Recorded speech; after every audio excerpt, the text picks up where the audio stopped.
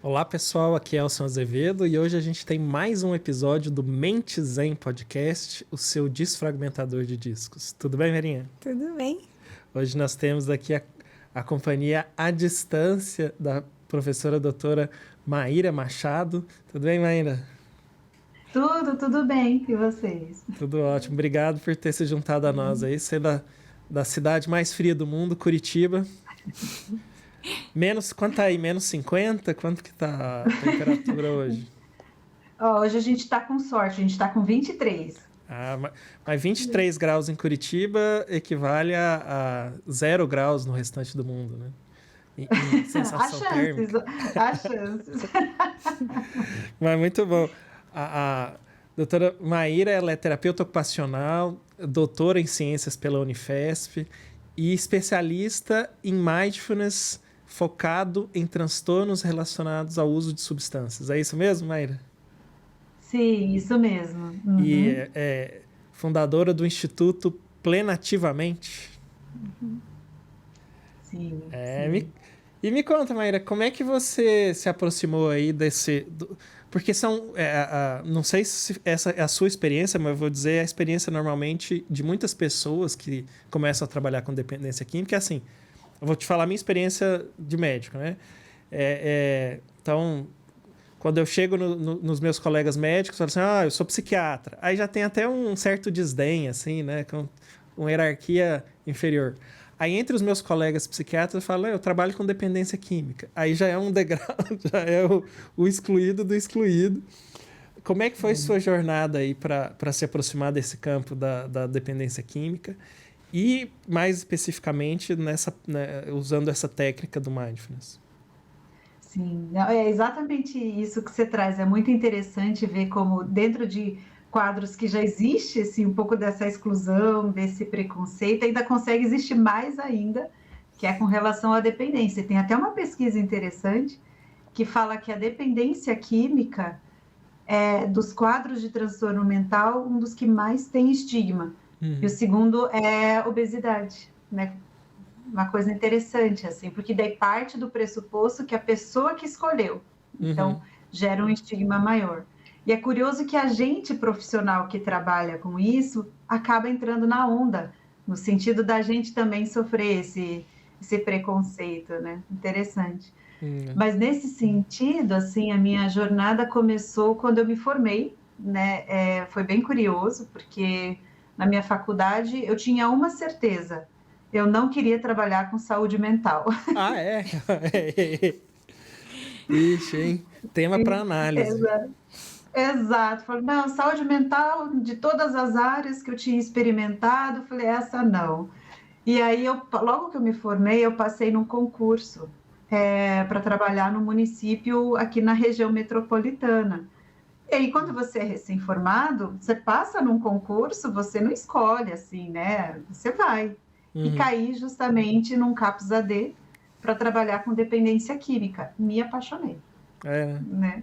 Me apaixonei pela área, me encantei pela área, assim, me encontrei. Foi lindo, assim, esse processo de acompanhar os pacientes, de acompanhar o processo do trabalho, assim, foi muito legal. Mas aí eu sempre fui uma pessoa muito curiosa, né? E sempre gostei muito de estudar. Eu venho de uma família, minha mãe é professora universitária, então eu sempre quis fazer mestrado, fazer doutorado. E fiz uma especialização em psiquiatria e dependência química, que eu conheci o grupo, né, das pesquisas da Unifesp. E aí eu comecei a me aproximar dos grupos de pesquisa da Unifesp, fui fazer meu mestrado, meu doutorado e continuo até hoje vinculada ao grupo de pesquisa. E aí foi nesse processo para estudar dependência química que tinha uma pesquisadora, junto com a minha orientadora, que estava trazendo esse programa de mindfulness para a dependência química, né, para esses transtornos por uso de substâncias no Brasil. Existia um programa fora que foi desenvolvido pelo Alan Marlatt junto com a Sarah Bowen. E o Alan Marlatt, né, para quem é da área, ele é um grande pioneiro, um grande pioneiro, e desenvolveu também não só a prevenção de recaída, como também esse programa de mindfulness para prevenção de recaídas, junto com a Sarah. Mas um pouco antes dele falecer, ele fez então a parceria com essa colega do nosso grupo, e aí a gente começou a entrar, e daí eu fui me aproximando, me aproximando. Esse grupo, ele foi responsável, né, para trazer para o Brasil, fazer as pesquisas, formar novos instrutores, e assim eu comecei também a conhecer mais Mindfulness e essa abordagem, depois acabei seguindo outras formações também. Eu imagino que nessa época você conheceu a Verinha também. Sim, exatamente nessa época eu conheci a Verinha, exatamente.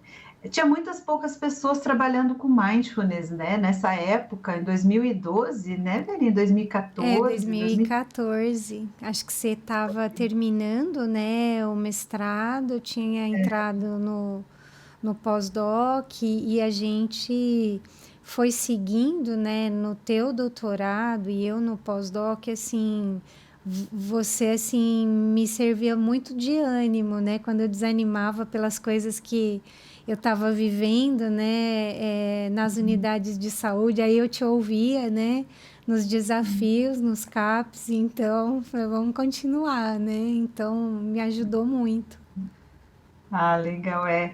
Então, e aí, no meu mestrado eu não estudei Mindfulness, mas fui me aproximando, né?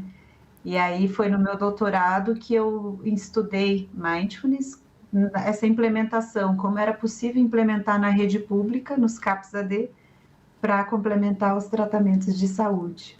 E Maíra, na prática, assim, como é que foi esse doutorado? Assim, você implementou para quantos pacientes, quantas unidades? Me conta um pouco esse desafio do doutorado aí. Sabe que tem alguns alunos de pós-graduação que são ouvintes do Mente Zen. Ah, que legal. Eu sempre dou algumas dicas. Por exemplo, uma que não pode faltar é fazer a oração pro Exu Tranca-Tese, porque senão a tese não sai do...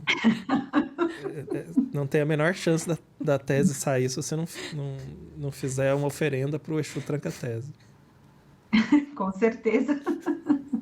Não, é um desafio tremendo. E como a Verinha falou, assim, trabalhar diretamente com o mundo real de tratamento não é fácil fazer pesquisa. Quando a gente está num contexto de mais controlado, de laboratório, né? É um desafio enorme, mas quando vai para o mundo real, meu Deus do céu, é uma outra pegada. E eu achava que ia ser mais fácil, porque eu já tinha experiência com CAPS. Sim, você trabalhava no CAPS. Exato, mas quando a gente foi, eu falei, vixe, Bari. Mas enfim, a gente fez em 8 CAPS do município de São Paulo, a gente procurou pegar diferentes CAPS de diferentes regiões, desde administração direta até gerenciados pelas OSs. Foram, acho que, 140 participantes no total em 17 grupos. Então, e como a gente inicialmente a gente tinha tido a intenção de fazer um ensaio randomizado controlado, estudo pragmático, né? Porque por ser mundo real é importante um pragmático. Mas a gente acabou percebendo, por conta desses desafios da rede, né, e do mundo real, que a gente tinha que dar um passo atrás e estudar a viabilidade de implementação. Então, a gente fez os grupos em todos os CAPs 2 vezes, era interessante isso. O primeiro grupo era um grupo, parece que piloto. As pessoas ficavam muito assim, o que é esse negócio aí? Né? Ainda mais que tem um exercício que pega uva passa, a gente experimenta, a gente diz, o que é esse negócio de ficar passando uva passa na boca? Como assim? Eles achavam isso. Depois que as fichas foram caindo, o fato deles estarem em um contexto de grupo, eles levavam para os outros grupos o que eles estavam descobrindo naquele processo. E os outros profissionais acompanhavam as discussões, continuavam trabalhando. Então, o segundo grupo que acontecia era completamente diferente.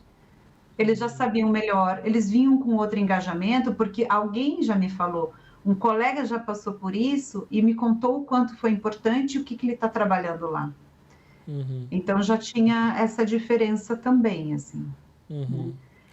É a famosa... na boca miúda ali, a informação foi se espalhando.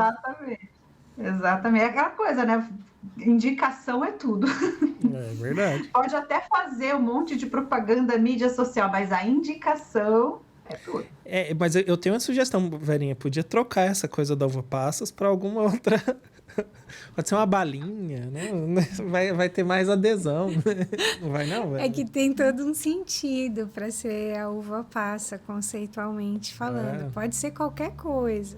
Mas quando o John Kabat-Zinn trouxe isso, ele tinha um intuito, né? De poder aproximar. Mas ele não estava pensando nos millennials, né? Para falar da uva passa, perdeu toda uma geração que não suporta uva passa. Sim. Não sei, eu como particularmente, eu adoro, né? Mas eu como qualquer coisa. Eu evito, Mayra, comida perdida. Comida perdida, de preferência, eu não como. Mas fora isso, assim... E se der, a gente tira o bolor, assim, um pouquinho. Mas fora isso, eu não tenho problema. Mas eu vejo que as pessoas com uva passas não gostam muito, não. Não. Tem umas que descobrem depois que gostam, né? Depois do exercício. E outras têm a certeza que não gostavam mesmo. Pois é.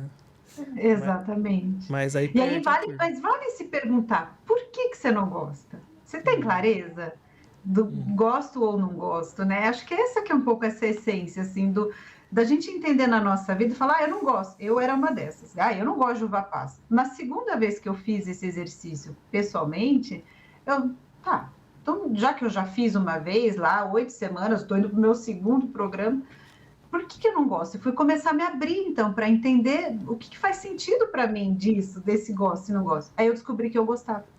Olha só. É o desafio, né? Existe uma esperança. Mas e me conta, assim, e qual que é a lógica, Mayra, de se pensar... Eu acho que os ouvintes do Mente Zen já sabem o que é Mindfulness, mas não custa a gente retomar também, né? Mas qual que é a lógica, assim? O que é Mindfulness e qual que é a lógica de usar isso para a dependência química? Sim, isso é bem legal, porque o Mindfulness, às vezes as pessoas associam com Mente Zen, né? Mas num sentido de que a gente...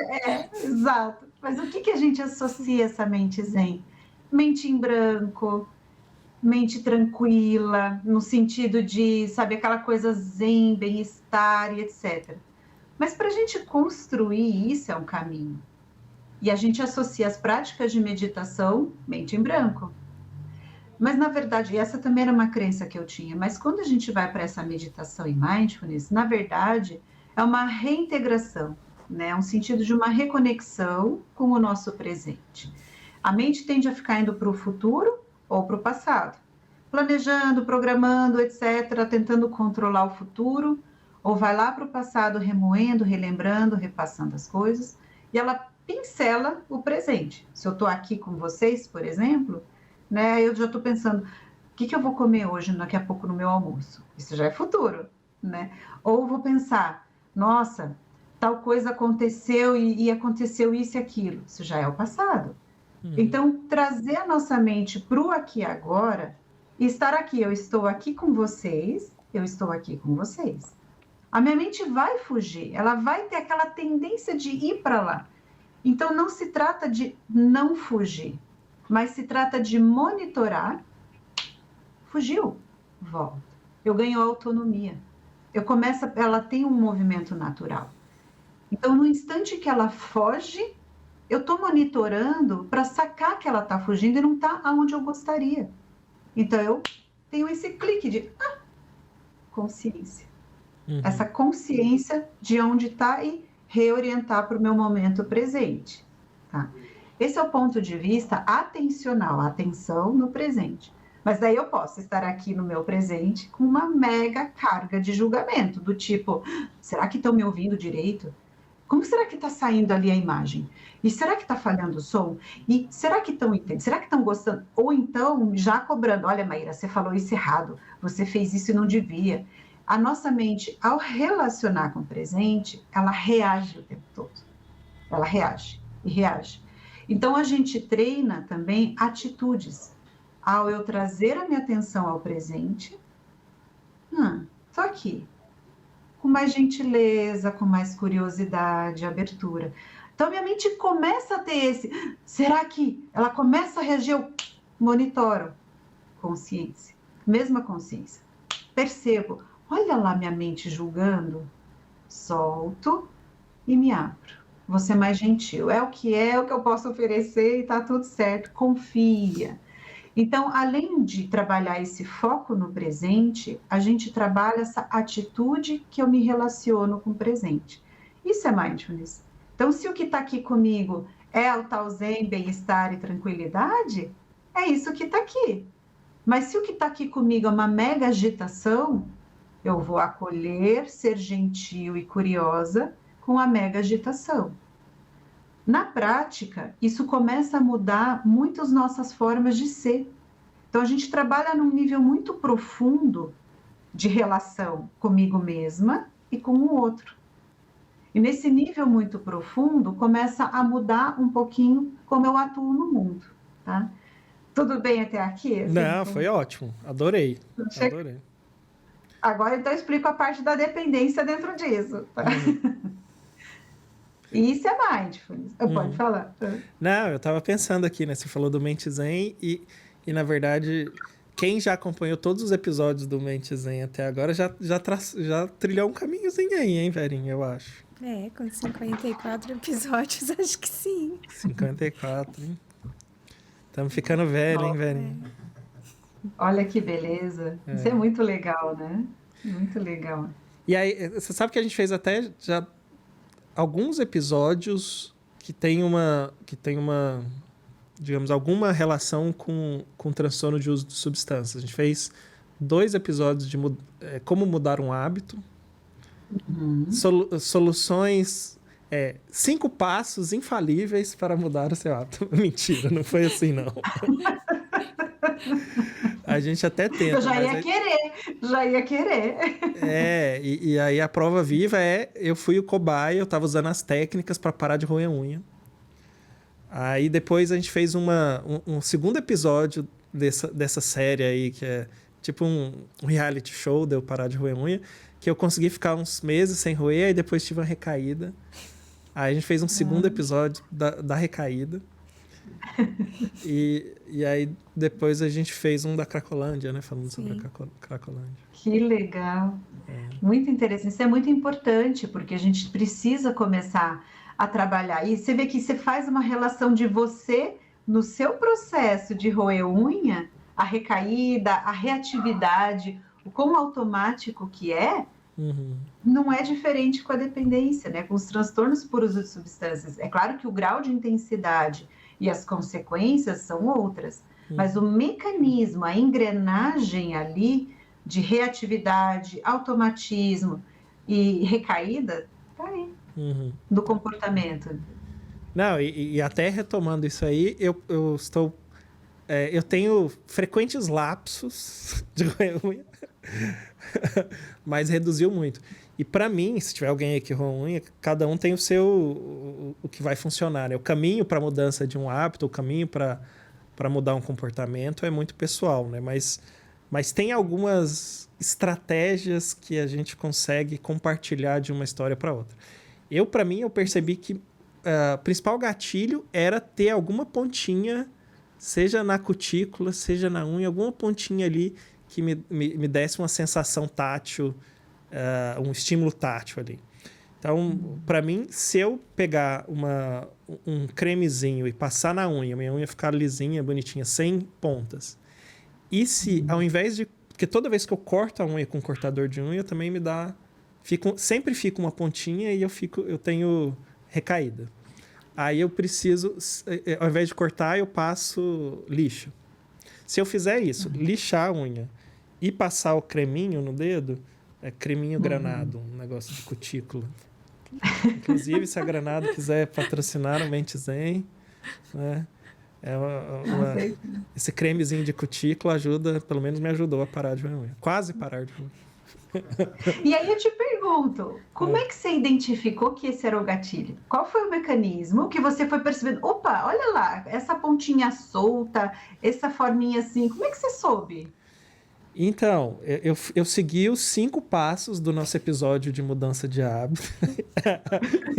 E um dos passos lá tinha essa história de você fazer essa observação cuidadosa ali da sua experiência. exato. E Agora, se é uma experiência dolorosa, como é que você observa? Porque como é daí que você não é? quer entrar em contato com isso, né? Se é doloroso, do tipo, observar que a unha tá assim. Ah, nesse contexto da unha não é doloroso, mas existe uma... Porque esses comportamentos repetitivos relacionados ao corpo, a experiência é... Mas é muito parecida com a experiência da fissura para drogas, Uhum. né? Talvez numa intensidade menor, mas é muito parecida. É um desconforto físico, quase que assim, o seu corpo já está... O seu corpo já decidiu que você vai fazer aquilo, e o que controlar aquilo é quase que você tentar segurar um caminhão na descida, assim, né? E vem uma sensação física, uma coisa que o seu corpo já fez, você só não executou ainda. Né? Então, não é uma sensação de mal-estar, é uma sensação de ser impossível controlar aquela consequência que é roer unha. Então, se eu ficar aqui mexendo na minha unha e sentindo a pontinha, daqui a pouco eu tô arrancando um pedaço. Então, eu não sei se é desconfortável controlar, né? Você tentar impedir aquela consequência. Mas observar em si, ainda mais se você estiver nesse contexto mindfulness, né? Não deixa eu observar sem julgamento, né? E aí é meu desafio, por mais... Eu vou observar sem julgamento, eu vou roer a unha sem julgamento. Aí já fiz, né? Que aí Aí vira no um fim, compensatório, né? minha Vira... solução é assim, pra que eu tô parando de roer unha mesmo, né? Deixa eu viver o momento presente aqui com a minha unha.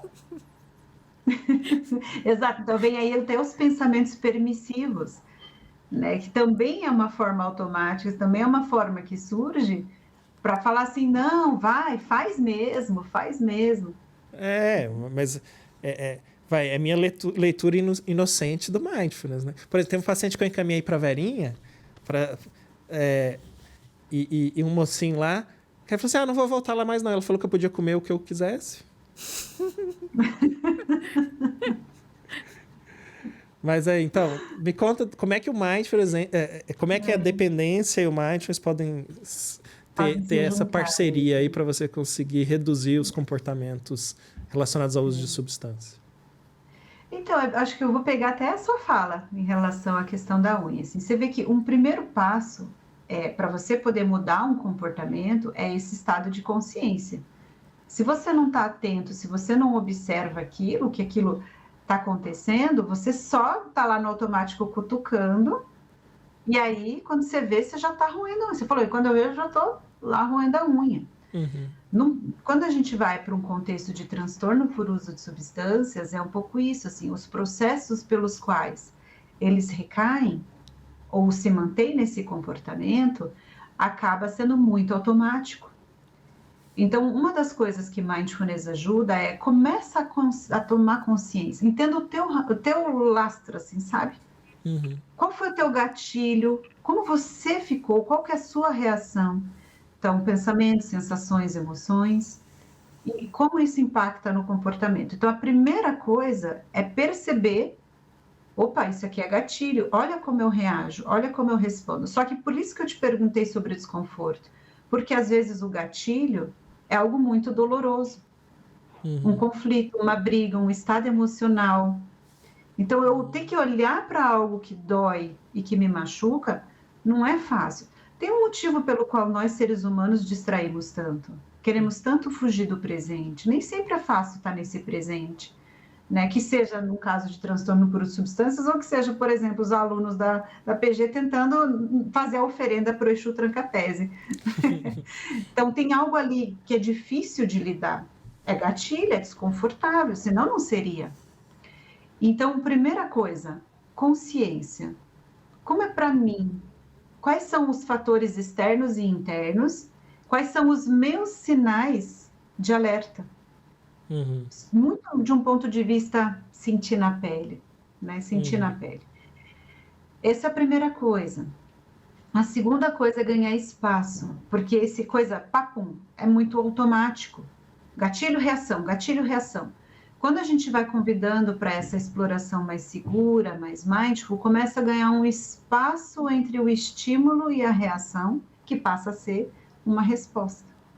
Então, ao invés de eu só reagir, eu vou percebendo essas etapas e a partir disso eu ganho escolha e liberdade. E aí, então, a gente vai treinando com as pessoas a ganharem esse espaço, não ser tão rápido e tão automático, observarem seus sinais. Então, esse é um outro passo importante para a gente regular as emoções. Consciência, ganhar espaço para já não reagir, segurar esse caminhão. O caminhão está ali perto da ladeira, você precisa primeiro segurar para observar o que eu preciso para segurar esse caminhão. Quais são os recursos de cuidado? O que está acontecendo? E aí vem um monte de coisas, um monte de convites que a gente faz, de estratégias. Quais são as minhas necessidades? De fato, é usar substância ou é aliviar aquela dor emocional? Então, vai quebrando alguns paradigmas, algumas percepções, algumas crenças que se formam e que alimentam o padrão de consumo. Como eu posso começar a cuidar mais de mim? Como eu posso começar a ter mais, gentileza comigo? Quais são os meus recursos a favor? E também aquela coisa da reflexão, parar para pensar aonde eu vou chegar com isso. Então, o que eu busco para a minha vida? O que me move na minha vida? Se eu não tenho esse espaço entre o estímulo e a reação, eu não tenho nem tempo de parar para observar o que é importante para mim, qual a minha necessidade, qual é essa situação, me situei, então é isso que está acontecendo.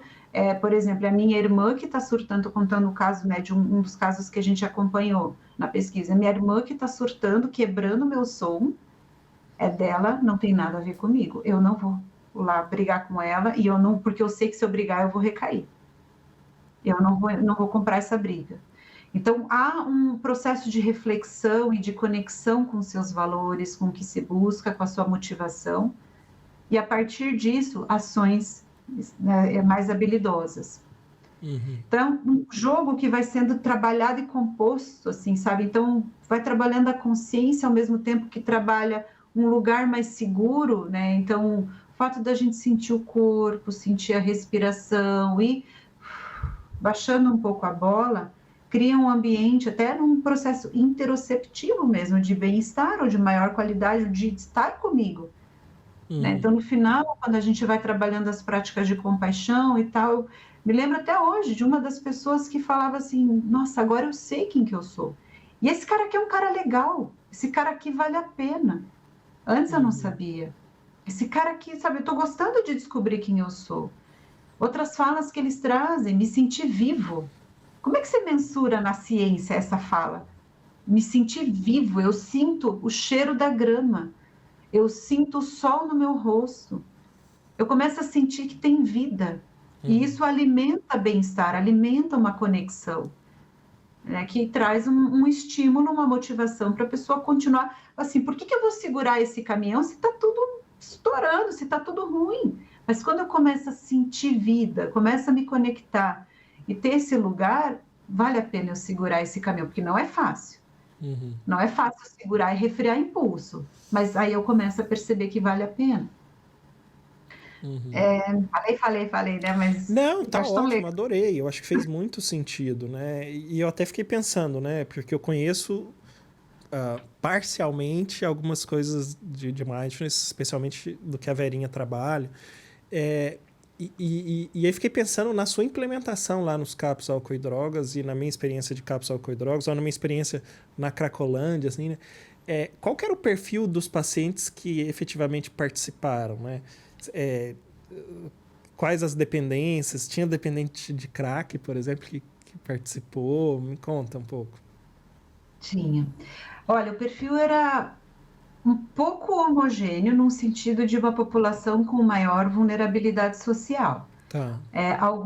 Muitos então, assim, dos grupos... Não teve uma coisa, os levezinhos aqui, vamos fazer mindfulness.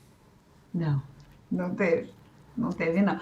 É claro que a gente cuida de algumas coisas. Se a pessoa está numa fase muito aguda, que ela está muito identificada, sabe? A substância está muito colada, assim, na vida dela, muito identificada, ela não consegue passar períodos em abstinência para poder, por exemplo, ir para o grupo, fazer as atividades, não é indicado fazer, porque ela pode piorar. né? Entrar em contato com a gente nesse lugar não é muito fácil, né? Então, Ô, não é Mai, indicado. Então, perdão, deixa eu te interromper, assim, na época, assim, eu acho que vocês estavam trabalhando com um período, né, de alguns meses, para que, sem uso da substância, para que fosse indicação de participar, né, do grupo. Como que vocês estão em relação a esse ingresso, em termos de critério de inclusão? as primeiras pesquisas eram assim, né? As primeiras eram, até porque o que a gente tinha nos Estados Unidos? Pós-tratamento. Lá eles têm um outro modelo de tratamento. Então, onde esse programa foi desenvolvido, eles faziam aquele período de 21 ou 28 dias, eu não me lembro agora. Então, eles estavam em abstinência e aí iam em uma fase de manutenção. As primeiras pesquisas no Brasil, a gente replica o que está acontecendo lá para ter um pouco de segurança. Quando a gente foi para essa pesquisa nos CAPs, não foi mais possível. Então, isso caiu por terra. A gente foi tentando identificar quais eram os perfis, então, independente do consumo, no sentido de estar há 1 ou 3 meses em abstinência, mas como aquelas pessoas estavam na relação com a substância. Muito identificada, que elas não conseguiam ficar sem consumir, que elas iam intoxicadas, não é indicado. Mas se ela, por exemplo, tem algum consumo ali, está numa fase mais estabilizada, não está intoxicada para ir para os grupos do CAPS, porque o MPRP era um. Os profissionais, eles conhecem bem os pacientes, o que está acontecendo, como eles estão, eles conhecem. Então, quando a pessoa começa a ter os cliques de mudança, a poder, sabe, se questionar sobre algumas coisas, está mais estável, aí ela podia vir para o grupo. Né? Então, a gente teve que mudar, porque a realidade do CAPS Vida era real, outra. né? Vida real, Então, Tinha perguntado do perfil dos participantes. E era um gancho para eu perguntar assim, se esse protocolo de prevenção de recaída, o que ele muda dos outros protocolos, né? Porque eu fico imaginando assim, nos achados de alterações cognitivas nas pessoas que têm transtorno relacionado ao uso de substância. O cara tem algumas questões de atenção, de função executiva, alguns prejuízos que eu fico pensando, putz, será que isso impacta a capacidade dele de realizar as atividades, né, que são propostas? Sim, sem dúvida. Então, a gente teve isso, sim. O perfil das pessoas era de mais vulnerabilidade. Em quase todos os grupos, tinham pessoas que estavam em situação de rua, em quase todos. E tinha um grupo de um dos CAPs, na verdade 2, que era composto integralmente por pessoas em situação de rua. Olha só. A maioria era super interessante, a maioria era poliusuário, consumo de álcool principal e crack, o segundo maior consumo, né? Mas a maioria era poliusuário, juntando álcool e crack. E isso era um impacto, a gente percebeu que vários fatores impactavam. O social era um dos impactos, essa cognitiva era outra. Então, é uma questão, assim, a pessoa, por exemplo, queria vir para o grupo, mas ele falava, se eu fosse para o grupo, fez sol, eu preciso, por sinal, vender, porque senão eu não vou conseguir comer. Então, eu não podia vir para o grupo, mas eu queria estar aqui. Só que eu não podia porque eu tinha que estar lá no sinal vendendo. A sociedade, assim, a sobrevivência básica é nosso mote principal. Ou, se a gente vai para as mulheres têm muito mais condição de vulnerabilidade, principalmente mulheres com transtorno por substância. Elas não podem não assumir as tarefas diárias. Então, se o meu filho não tem creche naquele dia, sou eu que vou ter que ficar, não vou poder ir para o grupo. Então, alguns desses fatores sociais, eles pesavam muito para a adesão. E aí, se eu falto 1, falto 2, falto 3, eu já não consigo acompanhar o processo, porque são 8, fechou. Né? Então, esse era um ponto. O outro é o que você trouxe mesmo dessas questões cognitivas.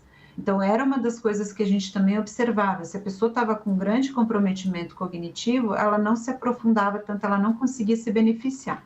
Não fazia mal, mas também era meio que não fazia o menor sentido, ela não acompanhava o que estava ali. Mas esse foi um dos resultados que a pesquisa trouxe. Eles falavam, demora para a gente entender algumas coisas. Então, a gente precisa de mais tempo. 8 semanas é muito pouco. Então, pensando no formato do protocolo, essa coisa de ter as 8 semanas fechadinha, parece que é muito conteúdo. Eu mal estou começando a entender o que é o tal do gatilho que vocês falam. E eu já estou passando para um próximo e para um próximo. Então, eu preciso de mais tempo para ficar e absorver. E também o tempo de duração da sessão. Porque para eles, pelas questões cognitivas, ficarem 2 horas focados e sentados ali, muito difícil. Muito difícil. A conclusão que a gente foi chegando é que esse programa faz muito sentido. É claro que não é para todo mundo, não é todo mundo que se identifica, mas fazia sentido, ajudava bastante, mas precisava mudar esse formato para eles poderem acompanhar melhor. Muito bacana, viu?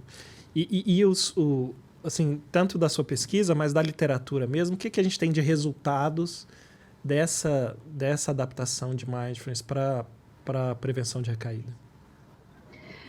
Tem vários resultados já hoje em dia, assim. O principal resultado, né, nos Estados Unidos das pesquisas, assim, foi feita uma comparação entre o MBRP, que é esse de mindfulness, a prevenção de recaída, que é o padrão ouro de tratamento, e o tratamento usual. Então, foi feito 3 braços para comparar o que é melhor. O que se descobriu, né? E fizeram um follow-up de 1 ano. Após 6 meses, o tratamento usual, as pessoas já estavam bastante recaídas, né? Teve piores resultados. A prevenção de recaídas e o MBRP estava igual. Depois de 1 ano, a prevenção de recaída foi pior do que o MBRP. As pessoas passaram a recair mais. Então, o que o MBRP trouxe de resultado? Diminuição de dias de consumo quando a pessoa tinha um episódio de lapso ou recaída, menores episódios de recaída, melhor manejo de fissura, em alguns casos diminuição de fissura, e a relação entre ter, por exemplo, sintoma depressivo e recaída, ou seja, o gatilho emocional do sintoma depressivo que leva para a recaída, essa relação deixou de existir, não existia mais. Então, as pessoas tinham o sintoma depressivo, mas não recaíam. Então, esse foi o principal grande achado inicial, né, do MBRP. No Brasil, a gente... Maíra, e essa comparação era a prevenção de recaída, também um grupo de prevenção em grupo, né? Abordagem em grupo. Também em grupo, também abordagem em grupo. De prevenção legal. De recaída. Bem legal. E o que é uma coisa curiosa, porque para dependência química, os tratamentos, assim, são muito longos, você tem resultados muito, né, são resultados, assim, sutis. E se você pensa num programa que em 8 semanas de aplicação teve maior resultado 1 ano depois, se manteve aquele resultado 1 ano depois não acompanharam os participantes, mas se manteve o resultado, e foi melhor do que os outros 2 braços. Tanto que em algumas instituições virou padrão ouro lá nos Estados Unidos. E isso, assim, na sua experiência de implementação dessa estratégia, né, é algo que você enxerga, assim, na prática e no acompanhamento? Sim, eu observo também. Lá, a gente, no mundo real, assim, Estados Unidos, né, a gente brinca, a pesquisa Nutella. A gente é a pesquisa raiz. Estados Unidos, eles tinham uma equipe que eles pagavam para ir na rua fazer a busca ativa dos participantes. A gente não conseguiu fazer um follow grande. Então, a gente não tem como afirmar que no Brasil, se esse follow de 1 ano se manteria igual. Foi muito desafiador, né? Não só nessa pesquisa, como nas outras que vieram depois, também no nosso grupo com os transtornos. Mas sim, eu observo, era muito clara a relação que eles estabeleciam. Eu comecei a melhorar eu comigo mesmo. Eu comecei a estar mais atento, ter mais foco, comecei a me conectar mais comigo, comecei a perceber mais os gatilhos, comecei a ampliar os fatores de proteção e diminuir os de risco, porque é aquela coisa que a gente falava lá, né? A pessoa às vezes falava, parou de brigar, a família chegava pra gente nos tratamentos, ele tá ótimo, parou de brigar. Sim, ele só tá lá no quarto isolado e sem conversar com ninguém. Tá ótimo, parou de brigar. Então ele diminui o risco, mas ele não favorece a proteção para ajudar a ter realmente uma transformação. E na pesquisa eles falavam que não. Então, por exemplo, comecei a parar de brigar, mas me relacionar melhor com a minha família, e com os meus amigos, eu comecei a procurar cursos, e você vê ele se vestindo melhor. Não foi eu que cheguei e falei assim, ó, eu sou terapeuta ocupacional, então acho que você deveria ter maior participação social, procurar pessoas mais saudáveis. É uma sabedoria que brota deles, eles percebem e começam a fazer. Então, melhora esses fatores e impacta no consumo. Era clara essa relação nos discursos dele. É claro que, estatisticamente, a gente não fez esse acompanhamento. Então, para mim, me parece interessante e fazer bastante sentido você pensar que vai acontecer uma transformação bem interna, que daí vai florescendo e impactando no consumo. O consumo é a ponta do iceberg, né? Não. Então... É a ponta do iceberg, mas é uma ponta que quebra o navio, né? Exatamente. Afunda o navio. É a ponta que afunda o navio, mas o problema é bem mais amplo, né? Mas que legal, meu. Fantástico, né? Adorei conhecer essa estratégia. E para as pessoas assim que falam, nossa, adorei, eu quero saber mais, conhecer mais, o que elas podem fazer? Assim? Olha, tem o Medita Nepsis, é o grupo da Universidade Federal de São Paulo que encabeça essas pesquisas e hoje já começa a fazer parcerias. A gente hoje não está só pesquisando com dependência, porque a gente viu pelas falas, olha que interessante, pelas falas dos participantes, a gente percebia que era muito essa relação emocional e a reatividade que a gente faz com a vida. No caso deles, se expressa na dependência.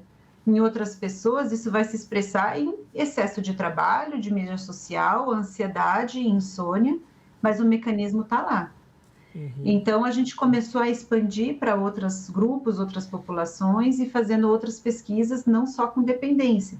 Mas o Medita Nepsis é ainda o centro de referência para pesquisa no uso de substâncias. A gente foi fazendo parceria com outras instituições no Rio de Janeiro e no Rio Grande do Sul, principalmente.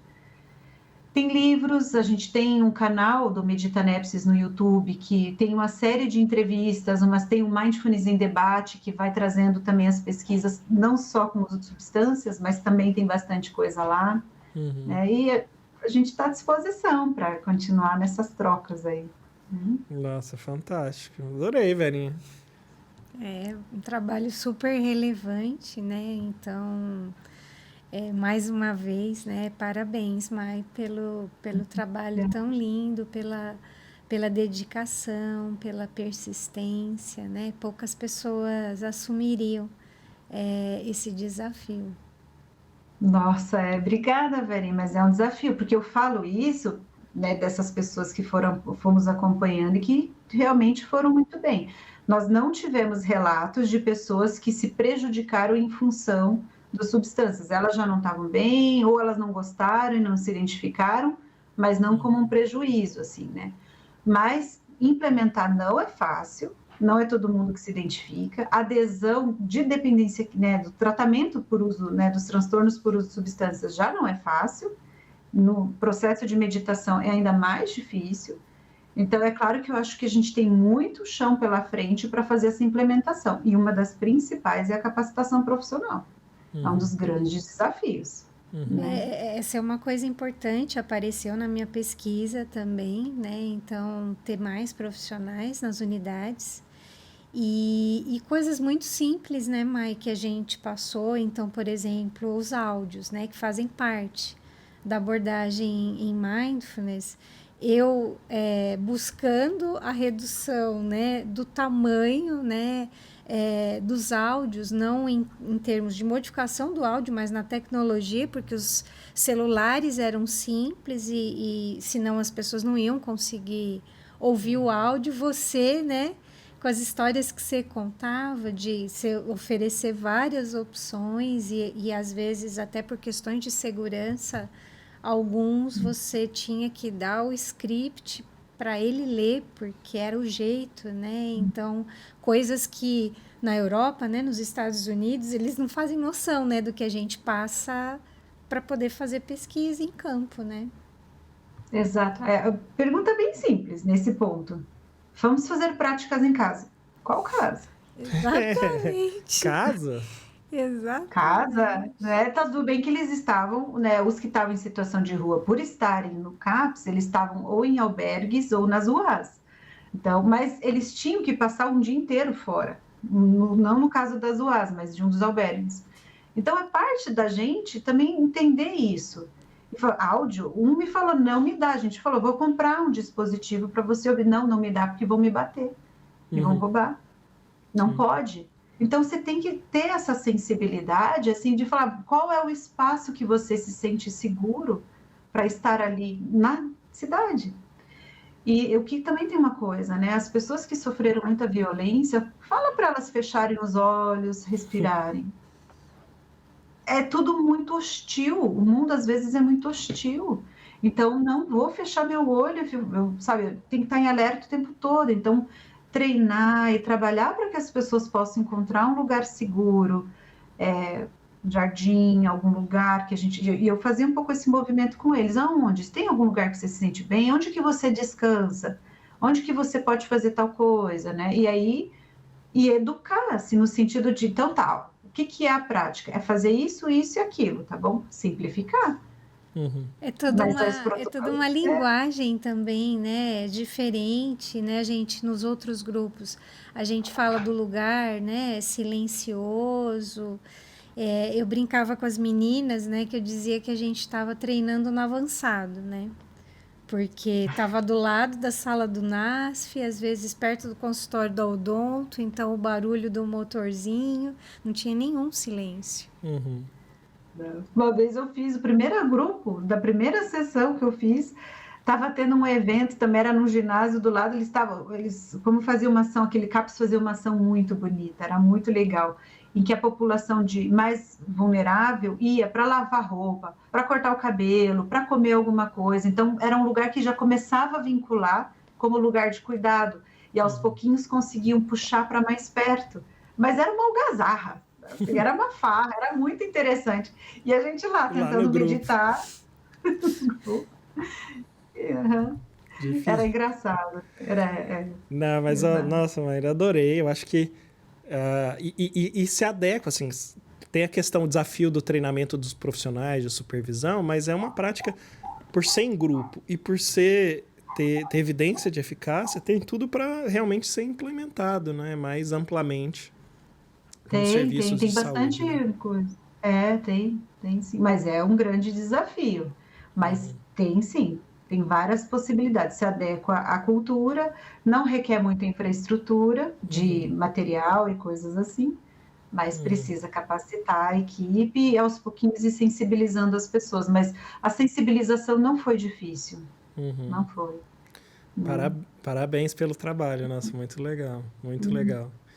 E depois vou ter que fazer umas práticas aí para conseguir prevenir a recaída de roer unha, tá? Exatamente. Depois a gente combina. Faz um parar, que é uma das práticas. Para, atenta, respira, amplia, agora responde. Não vou roer unha, porque ou isso ou aquilo, ou vou fazer outra coisa com as minhas mãos, para não ficar lá cutucando. Isso aí. Então, eu que agradeço. Foi um prazer conversar contigo, Mayna. Obrigada, mãe. Eu que agradeço, gente. Foi um prazer e sucesso aí na Mente Zen, que é fantástico poder fazer esse tipo de troca, de discussão e disseminar, né, uma cultura um pouco diferente. É contra a cultura, né? É contra a cultura. Né? Muito bom, gente. E com isso a gente encerra mais um episódio do Mente Zen Podcast. A gente se vê no próximo vídeo.